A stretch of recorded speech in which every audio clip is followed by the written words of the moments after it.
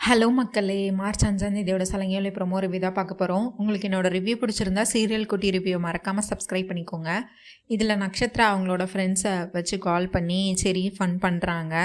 அவனை டைவர்ட் பண்ணுறதுக்காக நட்சத்திரா வீட்டிலேருந்து செரியை டைவர்ட் பண்ணுறதுக்காக ஃபன் பண்ணிகிட்டு இருக்காங்க.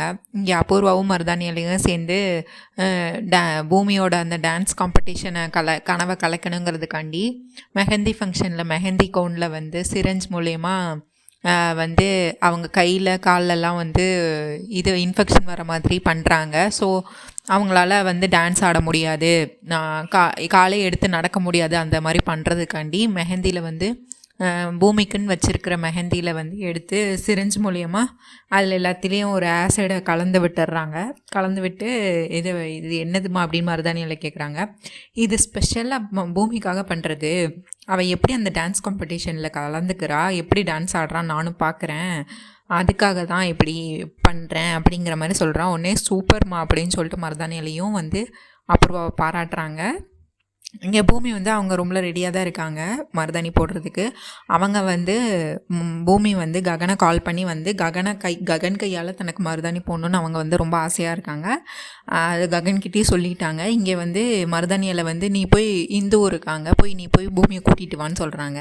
உடனே இந்துவும் போய் பூமியை கூப்பிட்றதுக்காக ரூமில் போகிறாங்க. இல்லை எனக்கு இஷ்டம் இல்லை மருதாணி போட்டுக்க அப்படின்னு சொல்கிறாங்க. பூமி நான் வரல அப்படிங்கிறாங்க. ஏன் என்னாச்சு அப்படிமா, இல்லை ககன் எனக்கு வராங்க, அவங்க போட்டு விட போகிறாங்க அப்படின்னு சொல்கிறாங்க. ஓ சூப்பரா, அப்போ ரொமான்டிக்கா அப்படின்னு சொல்லிட்டு இந்து ரொம்ப ஹாப்பி ஆகிடுறாங்க. சரி நான் போய் அவங்க இப்போ போய் சொல்லிடுறேன் அப்படிமா. வேண்டாம் உடனே பூமி சொல்ல வேண்டாம் சொல்லாத, அவங்களுக்கு சும்மாவே ககனை பிடிக்காது, அப்புறம் அப்பா கிட்ட தப்பு ஒன்றுக்கு ரெண்டாக சொல்லுவாங்க, அதனால நீ சொல்லாத அப்படின்னு சொல்லிடுறாங்க. சரி இப்போ நான் என்ன பண்ணுறதுன்னு சொல்லிட்டு, நீயே என்னோட இடத்துல நீயே உட்காரு, பூமியாக நீயே போய் உட்காரு அப்படின்னு சொல்லிட்டு இந்துவை சொல்கிறாங்க. நான் எப்படி அப்படின்னு கேட்குறாங்க. ஒரு துப்பட்டாவை எடுத்துகிட்டு தலை மேலே போட்டுடுறாங்க.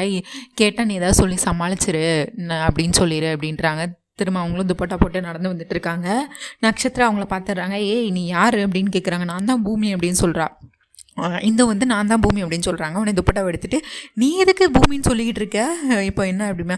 இல்லை அதுக்கு அடுத்து அவங்க யோசிச்சு பார்க்குறாங்க. ககன் போட்டு விடுறத இவங்ககிட்ட சொல்லக்கூடாதுன்னு சொல்லிட்டு, இல்லை பூமிக்கு மெஹந்தி போடுறதுல இன்ட்ரெஸ்ட் இல்லை, எனக்கு வேண்டாம் அப்படின்னு சொல்லிட்டா, இருந்தாலும் ஏதாச்சும் யாராச்சும் சொல்லுவாங்க அப்படின்னு சொல்லிட்டு என்னைய பூமியாக போட சொன்னான் அப்படின்னா.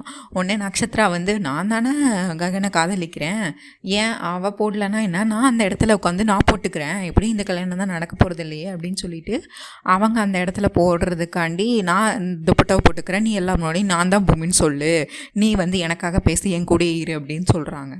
உடனே நட்சத்திரா இந்த மாதிரி சொல்கிறாங்க. உடனே இதுவும் சரி இதுவும் நல்ல ஐடியா தான் வா அப்படின்னா. உடனே சரி அப்படின்னு சொல்லிட்டு அவங்க ரெண்டு பேரும் உட்காடுறாங்க.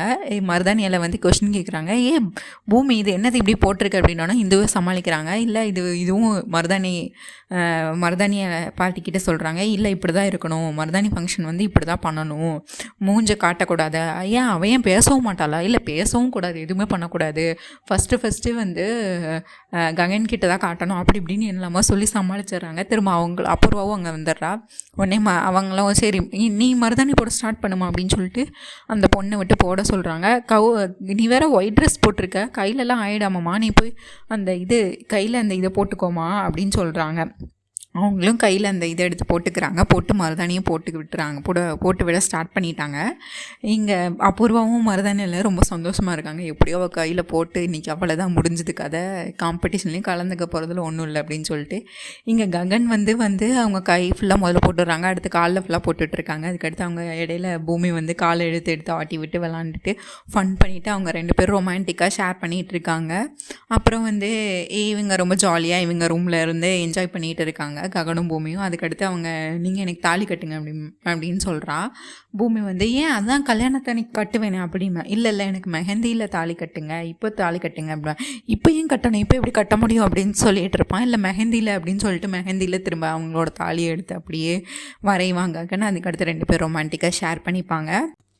சரி நட்சத்திராவை வீடு ஃபுல்லாக தேடிட்டு இருப்பான். எல்லாரும் அந்த கையில் ஒன்று வச்சுட்டு வீடு ஃபுல்லாக தேடிட்டு இருப்பான்.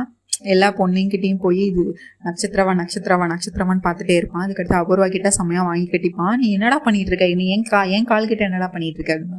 இல்லை நட்சத்திரமான்னு பார்க்க வந்தாத்த அப்படின்னு சொல்லிட்டு ஓடிடுவான். அதுக்கடுத்து அவன் கிட்ட ஒரு பொண்ணு பேசுகிறாங்கல்ல, அந்த பொண்ணு யாருன்னு கண்டுபிடிக்கணும்னு நினைப்பான். கால் பண்ணி பார்ப்பான். கட் பண்ணி அந்த பொண்ணை அட்டன் பண்ணி பேசும், கண்டுபிடிக்க முடியாது. லேட்டராக தான் கண்டுபிடிப்பான். உடனே கால் பண்ணுவான். அந்த பொண்ணு எடுத்து பேசுவோம், பக்கத்தில் தான் இருப்பாங்க. அதுக்கடுத்து கண்டுபிடிச்சிருவான் நக்ஷத்ரா ஃப்ரெண்டு தான் இந்த பொண்ணு அப்படின்னு சொல்லிட்டு. கண்டுபிடிச்சிட்டு என்னைய டைவர்ட் பண்ணுறதுக்காக நக்ஷத்ரா நீயே உன் ஃப்ரெண்டை விட்டு செட் பண்ணியிருக்க, உனக்கு ஒரு பாடம் கற்றுத்தரேன் அப்படின்னு சொல்லிட்டு அவன் கண்டுபிடிச்சிருவான். இந்த நக்ஷத்ரா ஃப்ரெண்டு தான் அவனை கால் பண்ணி பேசினது, செடிக்கிட்ட எல்லாம் பேசினதுன்னு சொல்லிட்டு சரி கண்டுபிடிச்சிருவான். கேபி சாரதா வீட்டுக்கு வந்திருக்காங்க. சாரதா கேபியை பார்த்து எப்படி இருக்கீங்க அப்படின்னு கேட்குறாங்க. ரொம்ப பயந்து பேசுகிறாங்க. சாரதா கிட்ட கேபி மன்னிப்பு கேட்குறாங்க. என்னை மன்னிச்சிரு சாரதா, நான் பண்ணது பெரிய தப்பு, நான் அந்த மாதிரி பண்ணியிருக்கக்கூடாது, சூசைட் அட்டம் பண்ணியிருக்கக்கூடாது, எனக்கு அந்த நேரத்தில் என்ன பண்ணுறதுன்னு தெரியாமல் நான் அந்த மாதிரி பண்ணிட்டேன், என்னை மன்னிச்சிரு சாரதா அப்படின்னு சொல்கிறாங்க.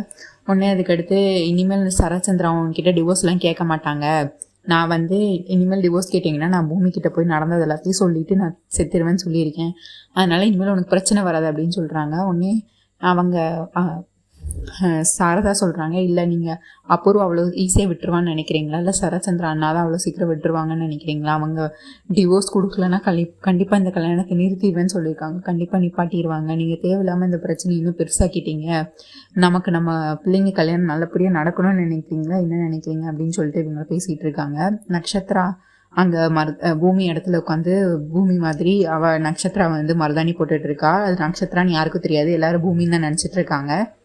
இங்கே செரி நக்ஷத்ரா ஃப்ரெண்டு தான் ஃபோனில் பேசினதுன்னு கண்டுபிடிச்சிடுறான். அந்த பொண்ணை ரூம்லாம் அடைச்சி வச்சு அப்படின்னு சொல்லிட்டு அவளை பிளாக்மெயில் பண்ணி மிரட்டி கடைசியில் அவள் பயந்து அவளே இவன் செரிக்கிட்ட மன்னிப்பு கேட்டுறான். நீ நக்ஷத்ராவை டார்ச்சர் பண்ண, அதனால அவள் அந்த மாதிரி பண்ண சொன்னான், அதுக்காக தான் பண்ணேன்னு, இவன் விட்டுரு சரி, நான் இனிமேல் இந்த தப்பு பண்ண மாட்டேன், ப்ளீஸ் என்னை விட்டுருன்னு சொல்லிட்டு அந்த பொண்ணு அழுதுகிட்டே ஓடிடுறா.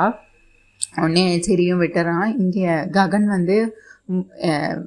ககனும் பூமியும் ரொம்ப ரொமான்டிக்காக நல்லா ஜாலியாக என்ஜாய் பண்ணிகிட்டு இருக்காங்க. அதுக்கடுத்து ககன் சொல்கிறான் ஹாப்பி மெஹந்தி கல்யாணம் சொல்லிவிட்டு அவனும் அங்கேருந்து சரி டைம் ஆயிடுச்சு, நாளைக்கு காலைல சீக்கிரம் கிளம்பிடு, டான்ஸ் காம்படிஷன்ஸ்க்கு ரெடியாக வந்துடு அப்படின்னு சொல்லிட்டு பாயின்னு சொல்லிட்டு அவனும் போயிடுறான். இங்கே நக்ஷத்ரா பூமி இடத்துல இருக்கா. இவங்க அபூர்வாவும் மருதானிலையும் ரொம்ப சந்தோஷமாக இருக்காங்க. எப்படியோ மெஹந்தி போட்டு முடிக்க போகிறான், அவ்வளவுதான் முடிஞ்சது கதை, இனிமேல் அவ்வளோதான் அப்படின்னு சொல்லிட்டு இருக்காங்க. உடனே நக்ஷத்ரா இங்கே மீரா வீடு ஃபுல்லாக கேபியை தேடிட்டு இருக்கா. இவங்க எங்கே போனாங்க ஸ்கூல் பையன் மாதிரி எங்கேயாவது காணாமல் போயிடுறாங்க, எங்கே தான் போனாங்கன்னு சொல்லிட்டு அவங்க மருதாணி கட்டுறதுக்காக. ஆனால் வீடு ஃபுல்லாக தேடிட்டு இருப்பாங்க. அப்போ தான் அபூர்வாவும் தேடுவான். நக்ஷத்ரா எங்கே போனான், நக்ஷத்ராவை நான் பார்க்கவே இல்லையே அப்படின்னு மருதாணியில் போய் சொல்லுவாள். அவள் தான் மெஹந்தி ஃபங்க்ஷனுக்கு ரொம்ப அழகாக கிளம்பிட்டு இருந்தாலும் எங்கே போனான் காணும், மேலே ரூமில் இருப்பாளா, சரி நக்ஷத்ராவோட ஃப்ரெண்ட் அங்கே இருப்பாங்க, நீங்கள் போய் நக்ஷத்ராவை தேடுமா அப்படின்னு சொல்லுவாங்க.